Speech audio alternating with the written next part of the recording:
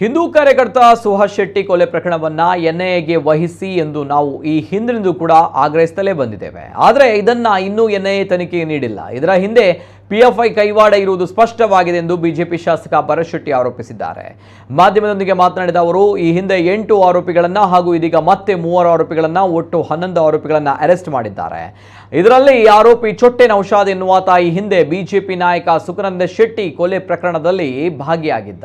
ಸುಖನಂದ ಶೆಟ್ಟಿ ಕೊಲೆಯನ್ನ ಅಂದಿನ ಪಿಎಫ್ಐನ ಸಹ ಸಂಘಟನೆ ಕೆಎಫ್ಡಿ ಮಾಡಿತ್ತು. ಆದರೆ ಅದೀಗ ನಿಷೇಧಕ್ಕೆ ಒಳಗಾಗಿದೆ. ಈ ಚೊಟ್ಟೆ ನೌಶಾದ್ ಅಂದು ಈ ಕೊಲೆ ಕೃತ್ಯದಲ್ಲಿ ಶಾಮೀಲಾಗಿದ್ದ. ಆದ್ದರಿಂದ ಇದನ್ನ ಎನ್ಐಎಗೆ ಕೊಡಲು ಸೂಕ್ತವಾದ ಪ್ರಕರಣವಾಗಿದೆ ಎಂದು ಭರತ್ ಶೆಟ್ಟಿ ಹೇಳಿದ್ದಾರೆ. ಈ ಪ್ರಕರಣದಲ್ಲಿ ಕಾಂಗ್ರೆಸ್ಸಿಗರು ಯಾರನ್ನ ಬಚಾವ್ ಮಾಡ್ತಾ ಇದ್ದಾರೆ ಎನ್ನುವುದೇ ದೊಡ್ಡ ಪ್ರಶ್ನೆಯಾಗಿದೆ. ನಮ್ಮ ನಾಯಕಿ ಶ್ವೇತಾ ಪೂಜಾರಿ ಕಾಂಗ್ರೆಸ್ಸಿಗರನ್ನ ಪ್ರಶ್ನೆ ಕೇಳಿದ್ದಕ್ಕೆ ಕೇಸನ್ನ ಹಾಕಿದ್ದಾರೆ. ನಮ್ಮ ಧ್ವನಿಯನ್ನ ಹತ್ತಿಕ್ಕುವಂತ ಕೆಲಸವನ್ನ ಸರ್ಕಾರ ಮಾಡ್ತಾ ಇದೆ. ನಮ್ಮ ಧ್ವನಿಯನ್ನ ನಾವು ಸದಾ ಎತ್ತುತ್ತೇವೆ ಎಂದರು. ಬೆಂಗಳೂರಿನ ಪರಿಸ್ಥಿತಿ ಹಾಳಾಗಿದೆ. ಮುಖ್ಯಮಂತ್ರಿ ಸಿದ್ದರಾಮಯ್ಯ, ಉಪಮುಖ್ಯಮಂತ್ರಿ ಡಿಕೆಶಿ ಸಹಿತ ಅವರ ನಾಯಕರು ಏನು ಗ್ರೇಟರ್ ಬೆಂಗಳೂರು ಮಾಡಿದ್ದಾರೋ ಅದೆಲ್ಲವೂ ಕೂಡ ಹಾಳಾಗಿದೆ. ಜಾಗದ ವಿಚಾರದಲ್ಲಿ ಗೋಲ್ಮಾಲ್ ಮಾಡಿದ್ದಾರೆ.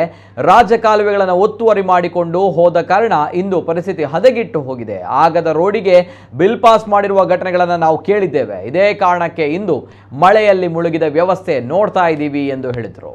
ಸುಹಾಸ್ ಶೆಟ್ಟಿಯ ಕೊಲೆಯ ಪ್ರಕರಣ ಏನಿದೆ, ಇದರಲ್ಲಿ ನಾವು ಮೊದಲಿನಿಂದ ಸಹ ಹೇಳ್ತಾ ಬಂದದ್ದೇನಂತ ಹೇಳಿದರೆ, ನೀವು ಎನ್ಐಎಗೆ ತನಿಖೆಗೆ ಇದನ್ನು ಒಳಪಡಿಸಿ ಅನ್ನುವಂಥ ವಿಷಯ. ಯಾಕಂದರೆ ಇದರ ಹಿಂದೆ ಪಿಎಫ್ಐಯ ಕೈವಾಡ ಇದೆ ಅನ್ನುವಂಥ ಕಾರಣಕ್ಕಾಗಿ ಇವತ್ತು 3 ಜನರನ್ನು ಯಾರು ಎಕ್ಸ್ಟ್ರಾವಾಗಿ 8 ಜನರ ನಂತರ 3 ಜನರನ್ನು ಅರೆಸ್ಟ್ ಮಾಡಿದ್ದಾರೆ.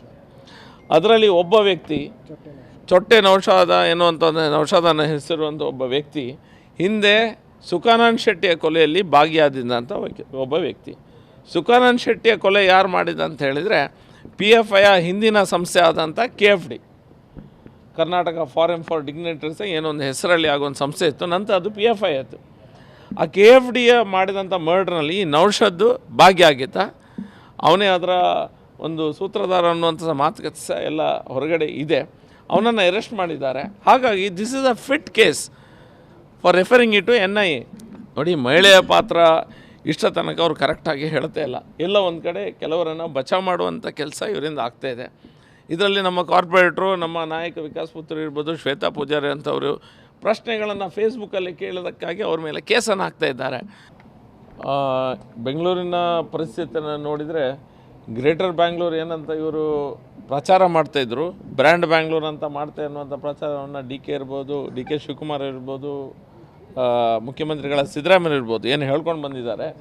ಈಗ ಅದು ಬ್ರ್ಯಾಂಡ್ ಬ್ಯಾಂಗ್ಳೂರು ಹೋಗಿ ಸಬ್ಮರ್ಜ್ಡ್ ಬ್ಯಾಂಗ್ಳೂರು ಅನ್ನುವಂಥ ಪರಿಸ್ಥಿತಿ ಬಂದೋಗಿದೆ. ಇವರು ಖಾಲಿ ಭಾಷಣದಲ್ಲಿ ಮಾತ್ರ ಬ್ರ್ಯಾಂಡ್ ಬ್ಯಾಂಗ್ಳೂರು ಹೇಳ್ತಾ ಇದ್ದಾರೆ ವಿನಾ ಯಾವುದೇ ರೀತಿಯ ಡೆವಲಪ್ಮೆಂಟಿಗೆ, ಅಲ್ಲಿ ಆಗಂಥ ರೋಡಿಗೆ ಬಿಲ್ ಪಾಸ್ ಮಾಡುವಂಥ ದೊಡ್ಡದಾದ ಸ್ಕ್ಯಾಮೇ ಇಡೀ ಬೆಂಗಳೂರಲ್ಲಿ ಆಗೋದು ನಮಗೆಲ್ಲ ಕೇಳಿದೆ. ಅದರ ಒಂದು ರಿಸಲ್ಟ್ ಆಗಿ ಇವತ್ತು ನಾವು ಸಬ್ಮರ್ಜ್ಡ್ ಬ್ಯಾಂಗ್ಳೂರು, ಮಳೆಯಲ್ಲಿ ಮುಳುಗಿದಂಥ, ನೀರಲ್ಲಿ ಮುಳುಗಿದಂಥ ಬ್ಯಾಂಗ್ಳೂರು ಅನ್ನುವಂಥ ವ್ಯವಸ್ಥೆ ಬೆಂಗಳೂರಿನಲ್ಲಿ ಆಗಿದೆ.